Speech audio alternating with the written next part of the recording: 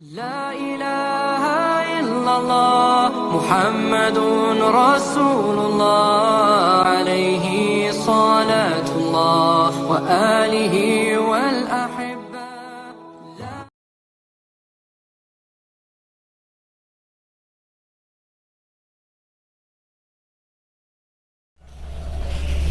Bismillahirrahmanirrahim. Assalamualaikum warahmatullahi wabarakatuh.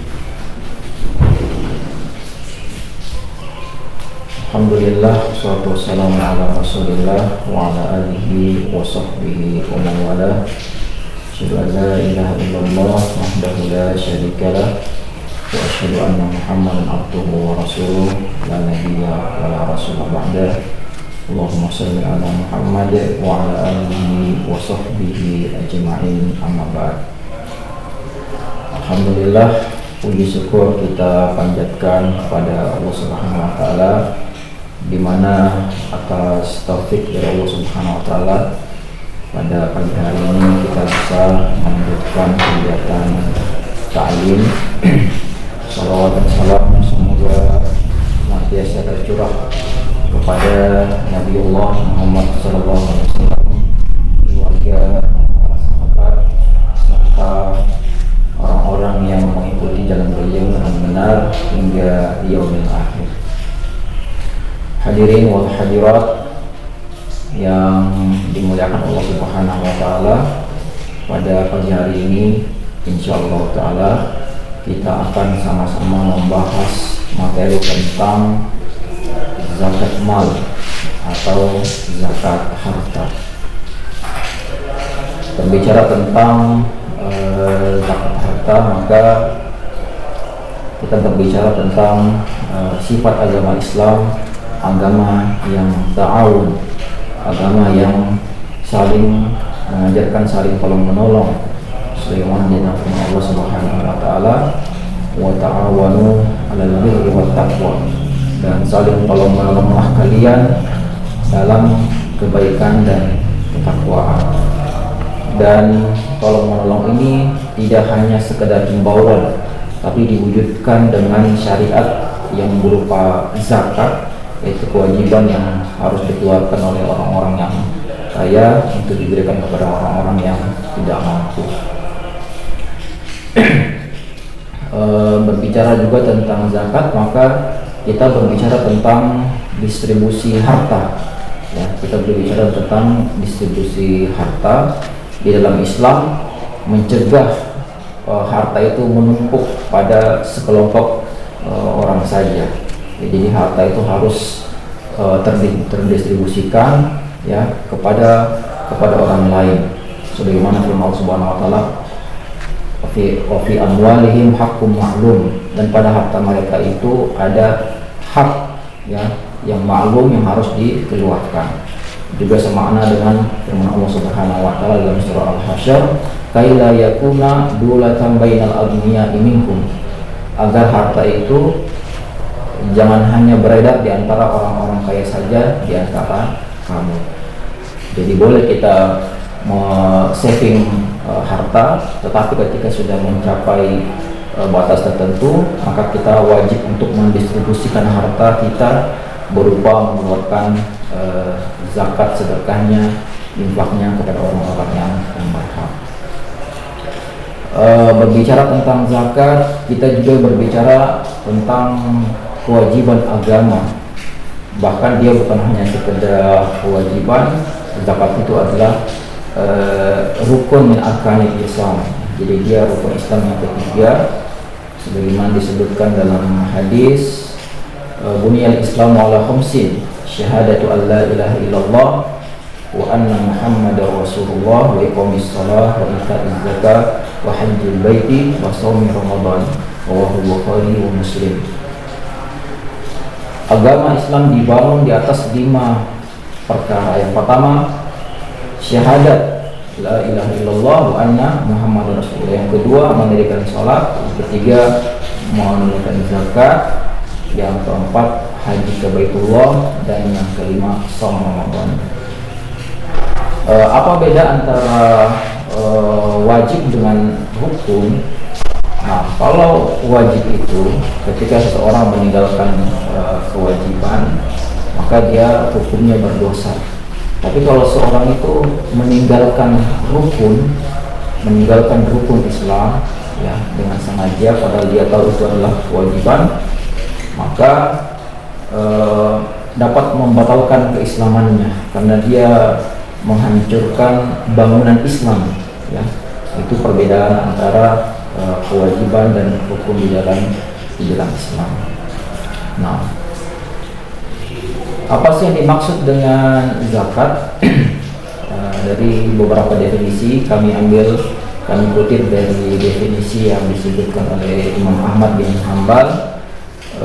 Zakat itu adalah hak yang wajib dikeluarkan dari harta. Hak yang wajib dikeluarkan dari harta. Ini yang membedakan dia dengan zakat fitrah. Kalau zakat fitrah, zakat yang berkaitan dengan diri. Nah, tapi kalau zakat mal, zakat yang berkaitan dengan harta. Ya, saya lanjutkan. Hak yang wajib dikeluarkan dari harta tertentu. Jadi harta tertentu, karena tidak semua harta itu dikenai zakat. Ya, ada harta yang dikenai zakat, ada juga harta yang tidak dikenai zakat. Misalnya yang dikenai zakat emas dan perak, pertanian, peternakan.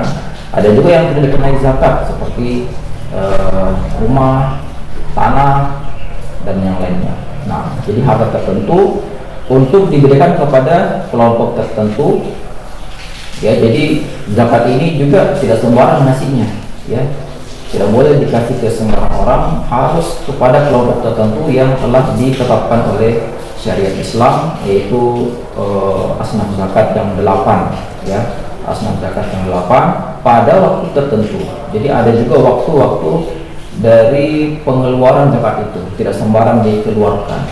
Ya kayak zakat fitrah, ya kita nggak bisa keluarkan zakat fitrah tanggal 2 Syawal ya. Kita juga nggak bisa mengeluarkan zakat fitrah sebelum Ramadan. Jadi ada waktunya ya. Nah, ini akan kita nanti bahas. Nah, sebelum kita masuk kepada syarat dan ketentuan zakat, terlebih dahulu kita lihat bagaimana Al-Quran berbicara tentang zakat. Jadi kalau kita perhatikan di dalam Al-Quran, zakat itu datang dengan menggunakan istilah-istilah yang berbeda.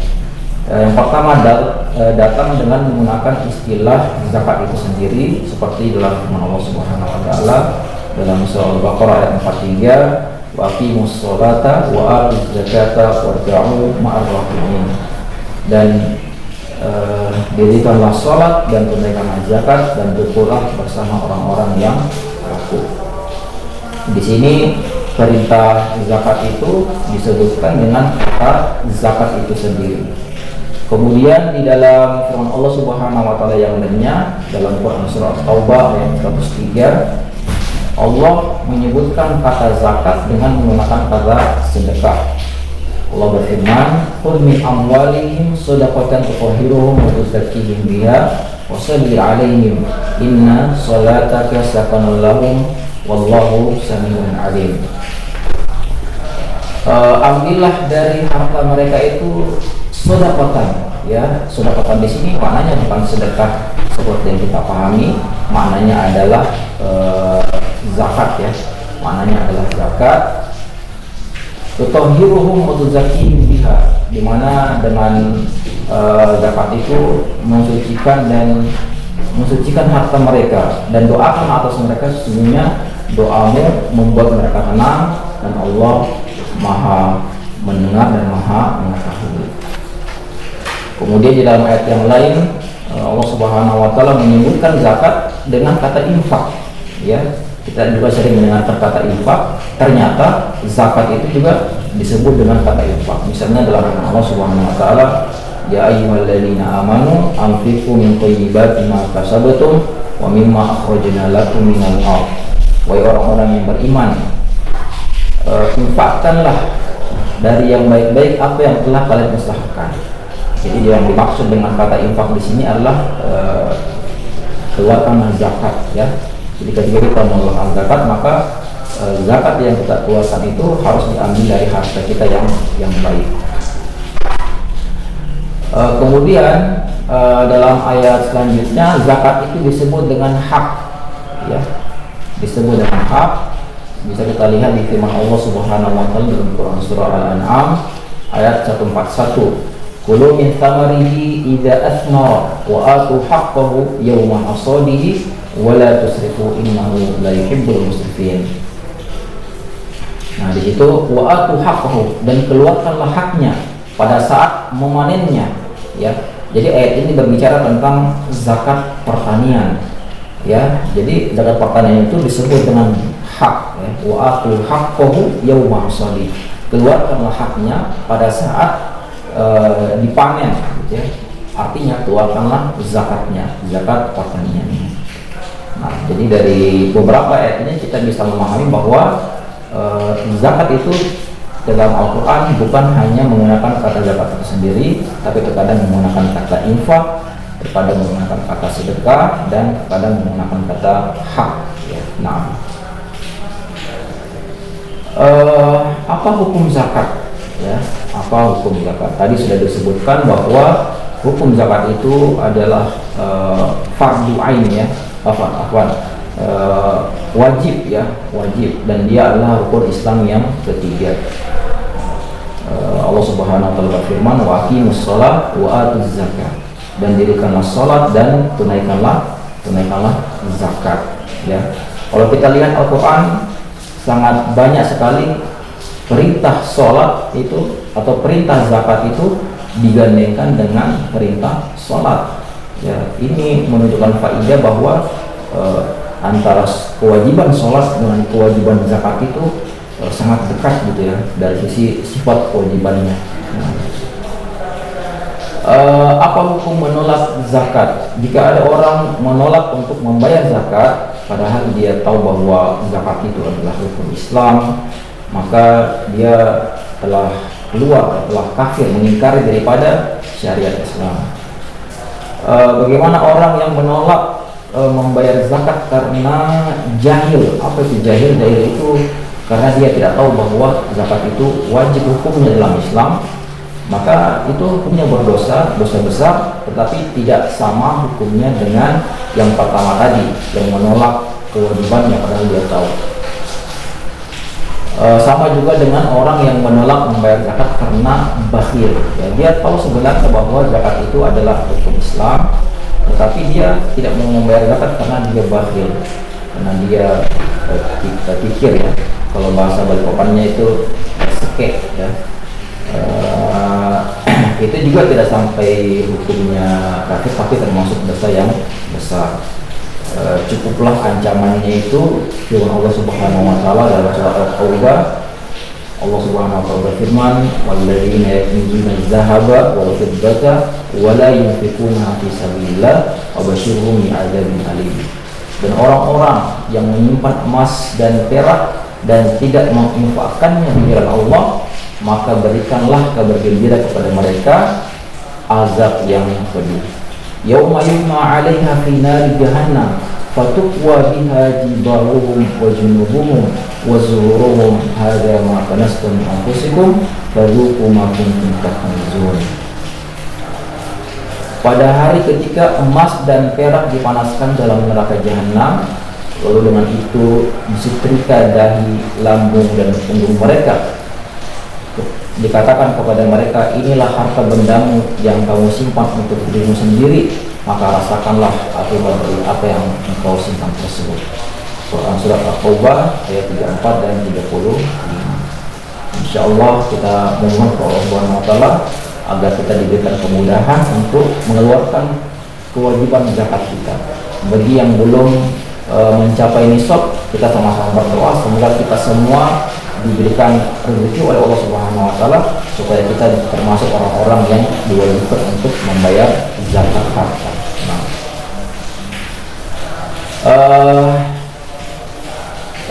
sekarang kita masuk pada syarat seorang muzaki, ya.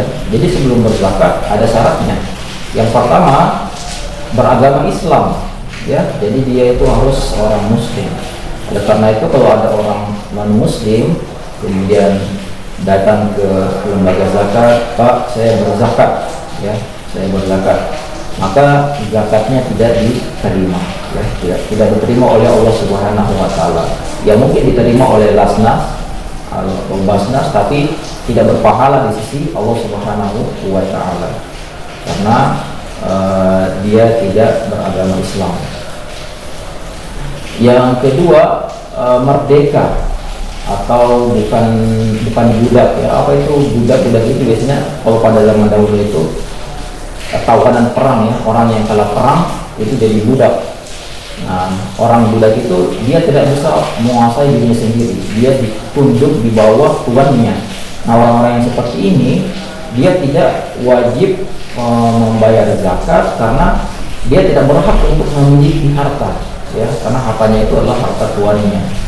Oleh karena itu tidak wajib atasnya zakat. Kemudian yang syarat berikutnya adalah dia harus berakal atau balik, ya. Dimana kalau ada orang yang tidak berakal tapi banyak hartanya, nah jadi yang wajib untuk membayarkan zakatnya adalah walinya, ya. Jadi sebenarnya balik dan berakal ini tidak termasuk syarat, ya. Artinya orang yang gila bisa saja dikenakan kewajiban zakat harta ketika hartanya itu telah mencapai nisab, ya. Siapa yang mengeluarkan? Tentu bukan orang yang gila tadi, yang mengeluarkan adalah keluarganya atau ahli warisnya. Sama juga dengan anak kecil atau anak yatim. Nah, dia belum mengerti kewajiban zakat, tapi dia punya harta warisan yang banyak, yang secara kuantitas itu memenuhi untuk persyaratan mengeluarkan zakat. Maka yang mengeluarkan zakat itu adalah bukan si anak tadi, tapi siapa yang mengelola harta anak yatim tersebut. Itu maksudnya kenapa berakal dan balik dimasukkan ke syarat menzaki. Memang mereka tidak memenuhi syarat, tapi yang harus membayarkan zakatnya itu adalah walinya, ya, siapa yang memegang kuasa atas harta mereka. Itu syarat yang berkaitan dengan pelaku. Ada juga yang lebih penting adalah syarat yang berkaitan dengan harta, ya. Syarat yang berkaitan dengan harta. Yang pertama harus ada nisab atau mencapai nisabnya. Apa itu nisab? Nisab itu adalah batas minimal harta seseorang dikenakan zakat, ya. Batas minimal harta seseorang dikenakan zakat itu namanya nisab. Kalau misalnya belum mencapai nisab, maka belum ada kewajiban zakat atas dirinya. Syarat yang kedua adalah al-haul, ya. Apa itu haul? Kita mungkin sering mendengar acara haulan, ya. Haulan apa gitu, kalau ada orang yang meninggal itu maksudnya 1 tahun.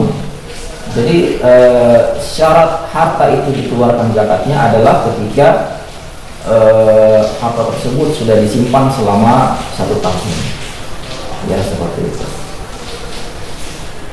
Kecuali beberapa zakat tertentu dia tidak pakai haul, seperti zakat pertanian.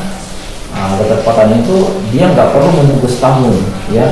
Zakat pertanian dikeluarkan ketika dipanen, ya. Sama juga dengan zakat dikas. Dikas itu harta karun, ya, harta korun. Kita temukan harta yang tidak ada tuannya, ya. Nah, yang seperti itu waktunya itu tidak menunggu 1 tahun, tapi ketika kita mendapatkan langsung kita keluarkan zakatnya. Nah, itu seperti itu. Yang ketiga, syarat harta tersebut adalah di luar kebutuhan, ya, di luar kebutuhan. Artinya betul-betul hartanya itu sudah bersih gitu, ya, dari kebutuhan pokok, dari utang-utangnya, dari tanggungan-tanggungannya, ya. Tapi kalau misalnya dia punya harta yang mencapai nisab, tapi dia masih banyak utangnya, ya, masih banyak tanggungannya, maka hartanya itu dikurangi dulu kepada tanggungan-tanggungan tersebut. Nah, nanti nilai bersihnya itulah yang dihitung mencapai nisab atau enggak. Kalau mencapai nisab maka dikeluarkan zakatnya, kalau tidak berarti tidak dikeluarkan zakatnya, ya, tapi bisa berinfak atau bersedekah. Kemudian syarat harta berikutnya adalah kepemilikan sempurna. Jadi harta tersebut betul-betul kita miliki, ya, bukan dimiliki secara syirkah. Ya, sekarang kan kepemilikan harta itu bisa beberapa orang ya memiliki harta. Atau misalnya seperti ini juga wakaf, ya. Misalnya saya mewakafkan sesuatu, ya, maka wakaf tersebut milik saya secara kepemilikan, tapi manfaatnya itu sudah menjadi milik si penerima wakaf, gitu ya. Nah, ini kan kepemilikannya tidak sempurna. Nah, yang seperti ini tidak bisa dikenakan kewajiban zakat karena kepemilikannya tidak sempurna. Kemudian harus harta yang berkembang, ya. Oleh karena itu seperti tanah, rumah, kendaraan itu termasuk harta yang tidak berkembang, dia tidak dikenakan zakat. Tapi kalau dia dikembangkan, dibisniskan, bisnis properti, ya, jualan motor, jualan mobil, nah, seperti itu, jadi nanti dia akan kena zakat. Tapi zakatnya bukan zakat motor namanya zakat perniagaan, ya, zakat perdagangan, nah, seperti itu. Nah, itu terkait dengan syarat harta yang wajib dizakati. Nah, sekarang kita membahas tentang jenis-jenis zakat mal, ya, karena zakat mal ini, zakat harta ini banyak jenisnya. Yang pertama adalah zakat emas dan perak. Nah, dari kaum muslimin yang memiliki emas dan perak, ketahuilah bahwa padanya ada zakat yang harus dikeluarkan ketika telah mencapai nisab, ya, ketika telah memenuhi persyaratan yang sudah disebutkan sebelumnya. Nah, berapa nisab dari zakat emas dan perak? Ya, kalau kita misalnya kita nyimpan, ya, sekarang kan banyak orang yang menyimpannya itu emas, ya, karena mereka mengatakan nilai emas itu tidak turun, ya, atau tidak inflasi, maka mereka savingnya itu pakai emas. Nah, ketahuilah kalau kita menyimpannya dinar misalnya, kalau sudah mencapai beratnya itu 85 gram emas, ya, maka secara batas minimal itu sudah mencapai untuk dikeluarkan zakatnya, ya, seperti itu. Jadi sebenarnya kalau di hadisnya itu zakat emas itu 20 dinar, ya, 20 dinar. 1 dinar itu 4,25 gram, ya. Jadi 4,25 dikali 20, maka kita ketemu angka 85 gram emas. Nah, itulah batas minimal harta atau emas, ya, yang kita miliki sehingga dia wajib untuk dikeluarkan zakatnya. Nah, juga perak, ya, kalau kita nyimpan perak, silver, ya, nyimpan silver dan telah mencapai batas tertentu, ya, batasnya itu adalah 200 dirham, ya, 200 dirham. 1 dirham itu beratnya 2,95 gram. Nah, kalau dikali 200 dirham, maka kita akan ketemu angka 595 gram, ya. Jadi kalau kita sudah punya dirham seberat 595 gram perak, maka wajiblah atau telah mencapai nisab untuk kita keluarkan zakatnya. Berapa zakat yang harus dikeluarkan? Nah, di dalam hadis disebutkan 1/40, ya. Jadi zakat yang harus dikeluarkan itu adalah 1/40. Kalau dipersenkan itu menjadi 2,5%, ya. Nah, itu zakat emas dan perak. Kemudian berikutnya adalah jenis zakat berikutnya adalah zakat uang, ya, zakat uang. Sebenarnya kenapa ada muncul zakat uang? Ya, emas dan perak itu kan dia selain logam mulia pada zaman dulu itu dia berfungsi sebagai alat tukar, ya, sebagai medium of change.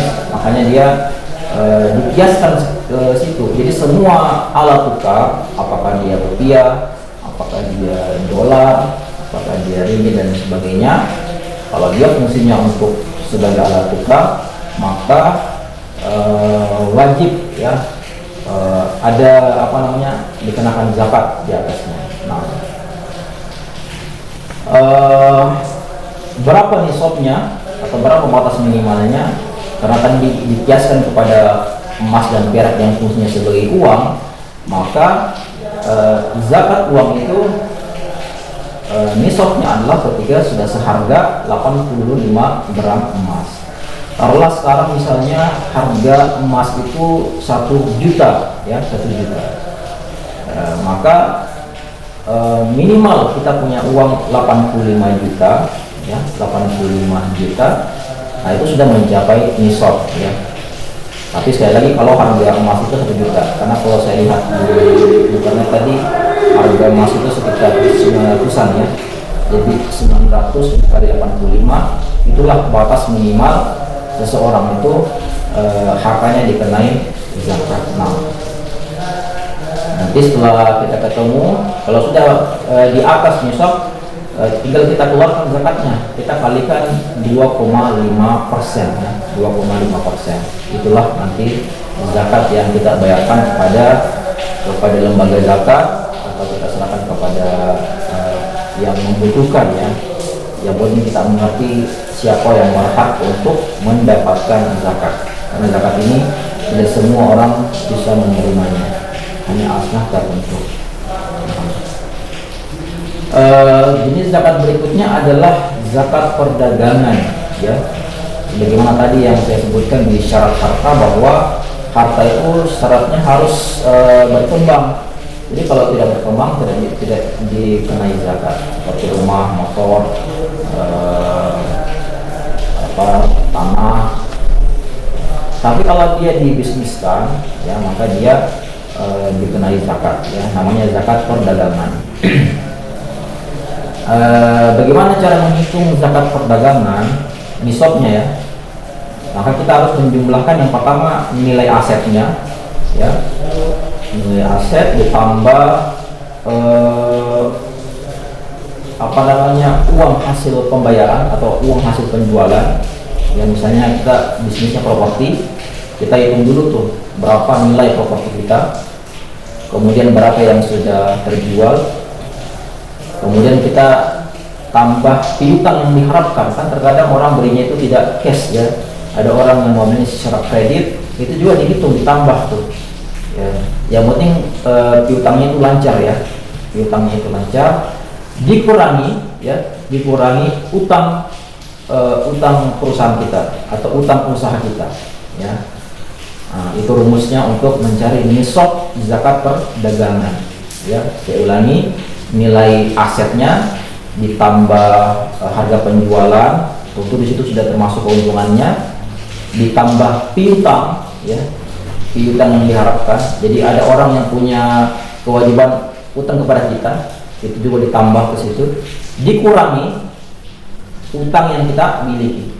Nah, setelah kita kalkulasikan, ternyata harta tersebut di atas harga 85 gram emas, maka sudah mencapai nisab dan harus kita keluarkan zakatnya kalau sudah memenuhi syarat-syarat harta yang lain yang telah disebutkan sebelumnya. Nah, itu berkaitan dengan zakat perdagangan.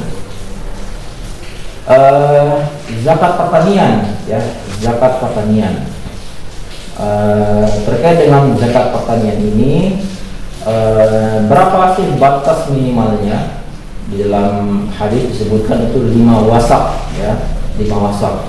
Nah, para ulama mengkonversikan ya.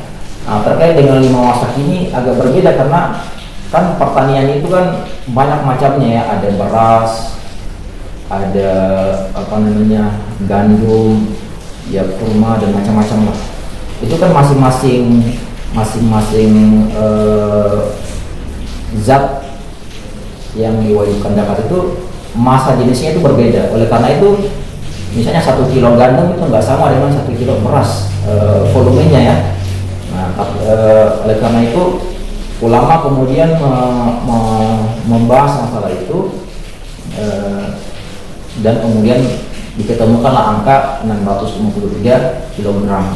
Jadi kalau kita panen padi, kemudian kita giling dan hasilnya itu sudah 653 kg, maka sudah dikeluarkan, sudah mencapai nisab ya daripada zakat pertanian. Pertanyaan berikutnya adalah berapakah kadar zakat dari zakat pertanian? Ini ada dua macam. Kalau pertaniannya itu menggunakan air hujan, ya, menggunakan air hujan, maka zakatnya adalah 10% karena tidak membutuhkan banyak modal ya, karena dia sistemnya hanya sistem tada hujan. Tapi kalau misalnya dia membutuhkan pengairan, ya artinya modalnya banyak di situ, maka zakatnya itu lebih kecil ya, atau 5%. Nah, itu terkait dengan zakat pertanian. Jadi dari sisi pada zakat lebih besar ya daripada zakat harta yang tadi. Kalau tadi 2,5%, kalau di zakat pertanian ada 5% dan ada 10%, tergantung tadi dia jenis pertanian yang dia gunakan ya.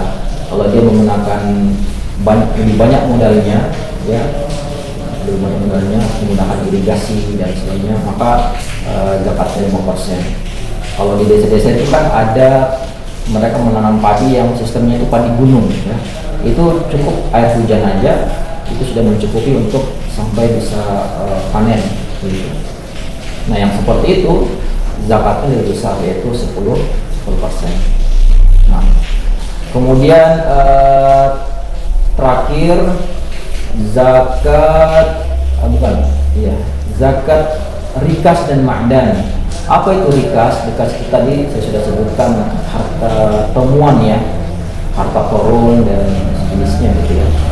Kalau misalnya kita ketemukan harta yang betul seperti itu dan teridentifikasi bahwa dia itu bukan hartanya orang yang hilang ya, maka itu disebut dengan rikas, wajib dikeluarkan zakatnya ya. Nah terkait dengan rikas ini tidak ada nisabnya. Jadi misalnya kita ketemu kepingan emas, tapi emasnya itu emas yang dibuat mungkin zaman kerajaan gitu ya, itu pasti sudah dipastikan tidak bisa kita tahu siapa yang punya. Nah maka langsung dikeluarkan zakatnya karena dia nggak ada nisabnya ya, tidak pakai nisab. Berapa zakatnya? Zakatnya itu adalah 1/5 atau 20%. Lebih besar karena memang dia tidak ada modalnya hanya ketemu doang ya, kebetulan ketemu harta rikas ya, makanya zakat yang dikeluarkan itu adalah 20%. Nah, terakhir zakat profesi ya, zakat profesi.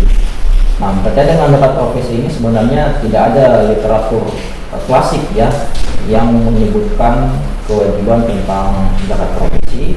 Ini merupakan ijtihad daripada ulama mutaakhirin.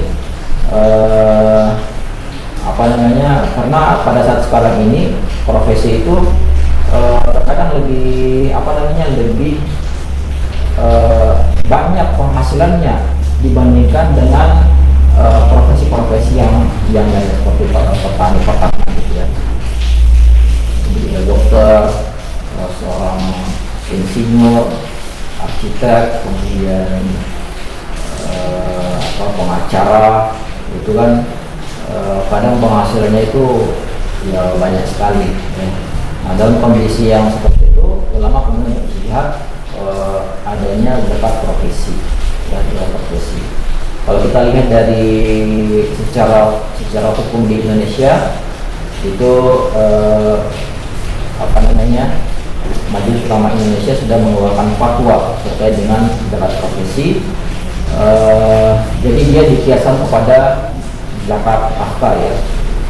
Untuk nisabnya atau batas minimalnya, jadi misalnya ada orang gajinya per bulan ya, gaji per bulan itu dijumlahkan dikali 12 ya.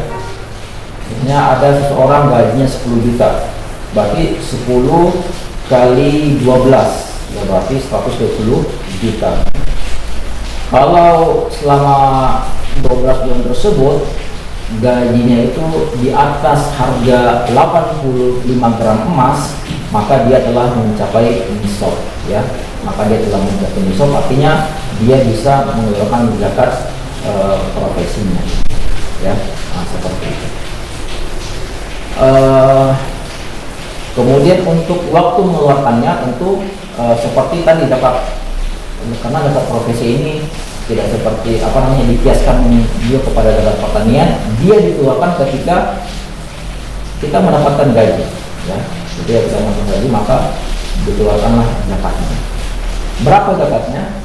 Nah, di dalam fatwa BSNM itu disebutkan 2,5%, ya. Nah, bisa dilihat di fatwa MUI nomor 3 tahun 2003 tentang zakat penghasilan. Apa landasannya? Kemudian kenapa sih boleh zakat profesi? Sebenarnya zakat profesi ini zakat harta yang didahulukan pembayarannya,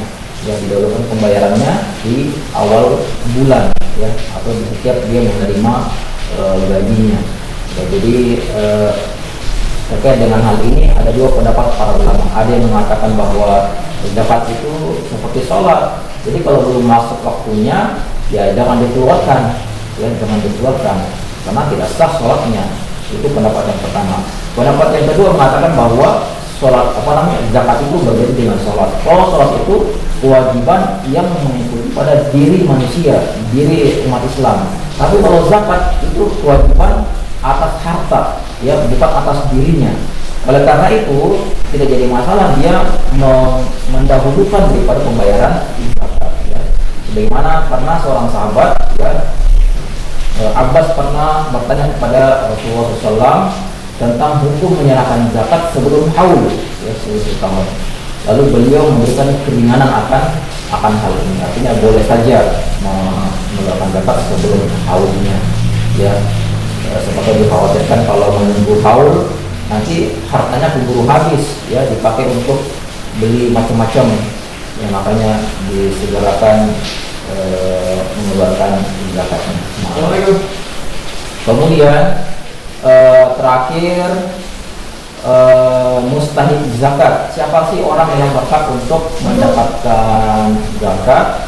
Nah, kita bisa melihat terkait dengan asal zakat ini dalam firman Allah Subhanahu wa taala dalam surah At-Taubah, innamas shadaqatu lil fuqara'i wal masakin wal 'amilina 'alaiha wal mu'allafati qulubuhum wa fir riqabi wal gharimina wa fi sabilillah wa bin sabil faridatan minallah wallahu 'alimun hakim.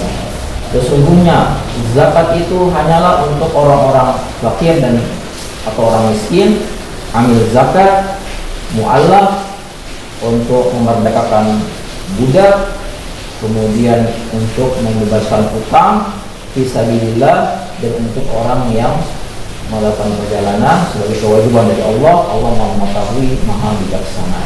Jadi ada 8 asnaf yang berhak menerima zakat, ya. Jadi janda itu nggak berhak, ya.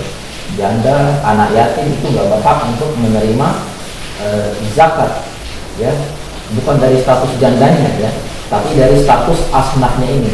Kalau dia janda tapi dia miskin, berarti dia berhak menerima zakat, ya, tapi bukan karena jandanya, karena miskinnya. Sama juga dengan anak yatim, ya.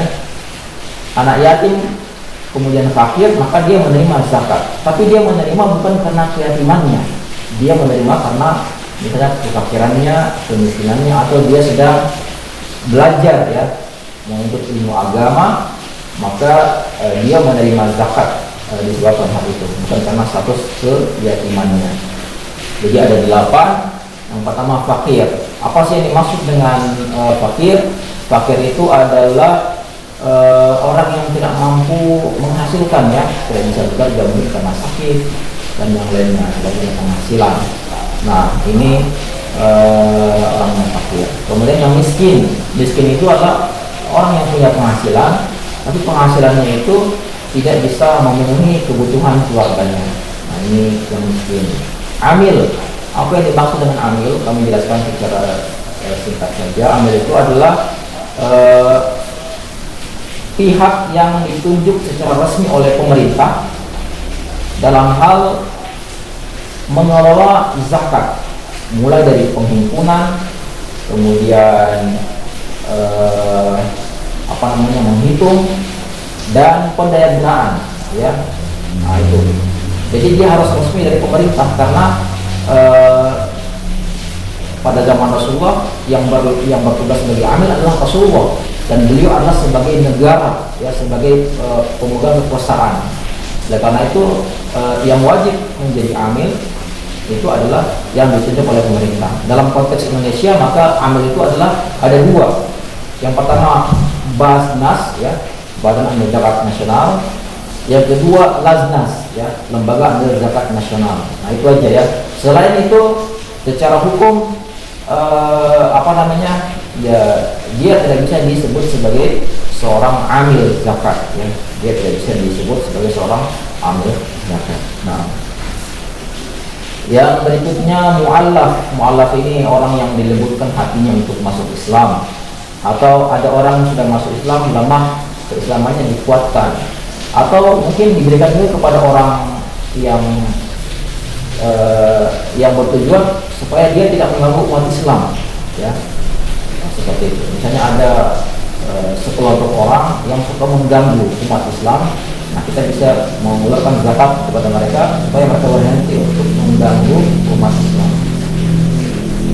Yang kelima budak, ya, budak bisa juga kalau dalam konteks kekinian karena sudah tidak ada budak, ya, membebaskan tawanan, ya, membebaskan tawanan.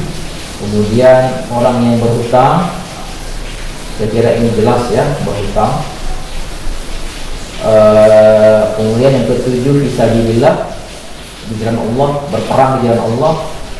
Ulama juga menjelaskan bahwa fisabilillah ini maknanya bisa dikembangkan, bisa dalam arti menuntut ilmu, ya, karena dalam hadis disebutkan bahwa barang siapa yang keluar dari rumahnya untuk ilmu agama, maka fahuwa fi sabilillah, maka dia sedang berada di jalan Allah Subhanahu wa taala hatta yarji', sampai dia kembali ke rumahnya.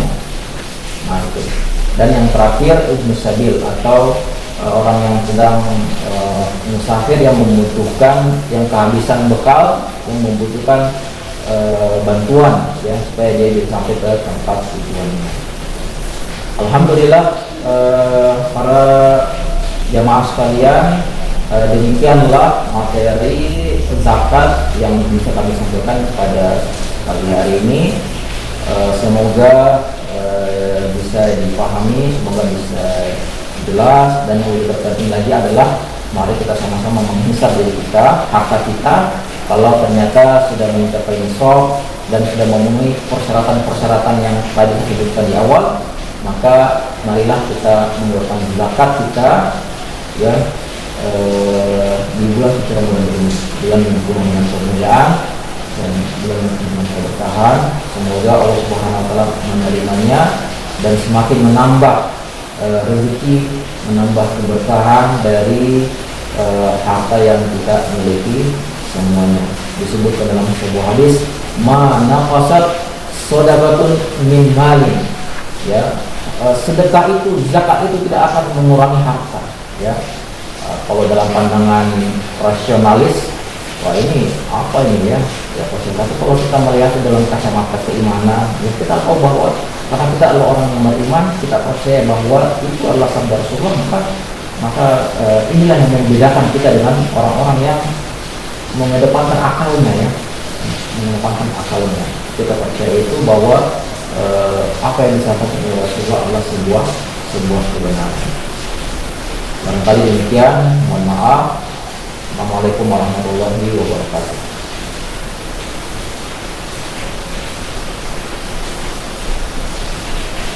Ya.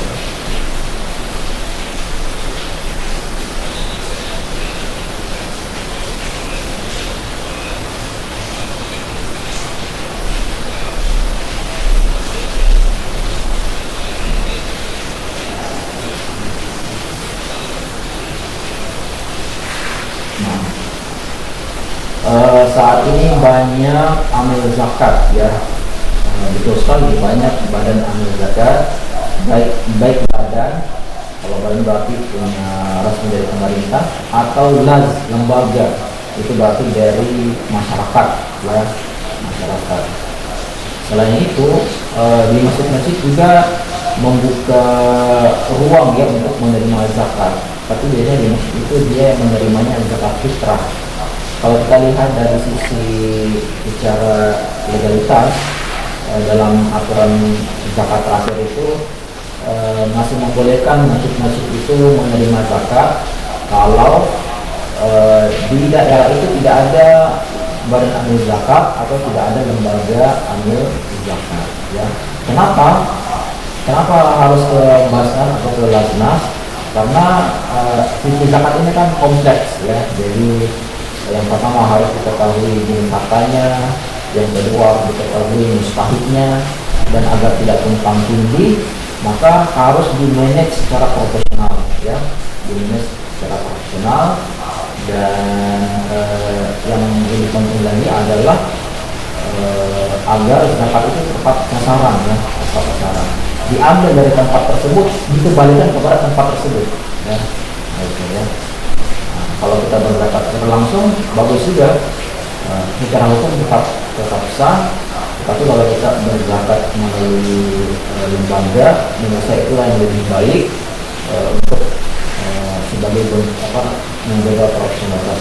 Untuk lembaga amil zakat saya kira sudah banyak, karena mereka semua tersertifikasi oleh Basnas ya. Jadi insya Allah kita bisa memilih mana yang kita percaya. Saya kira begitu untuk pertanyaan tadi. Maaf.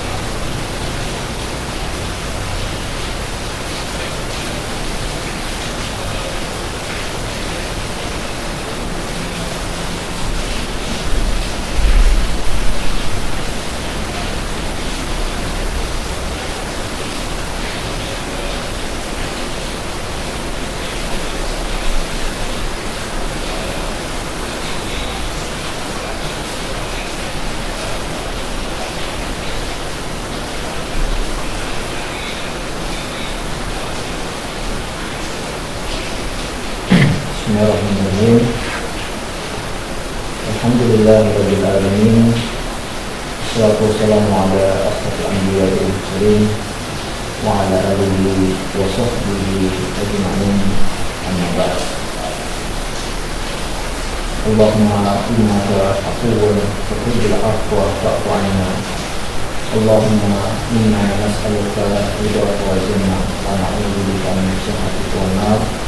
Allahumma ja'alna bil imani kamilin wal fara'idil mu'addin wal salati hafidin wal zakati fa'ilin wal ma'indaka fa'ilin wal afika fa'ilin wal huda mutamassikin wa anlawi mu'minin wa fid dunya zahidin wa fil akhirati radiyin. Allahumma rabbana taqabbal minna salatana wa siyamana wa tammin taqsirana ya Allah ya Rabbal alamin. Rabbana atina fid dunya hasanah wa fil akhirati hasanah wa qina adzabannar.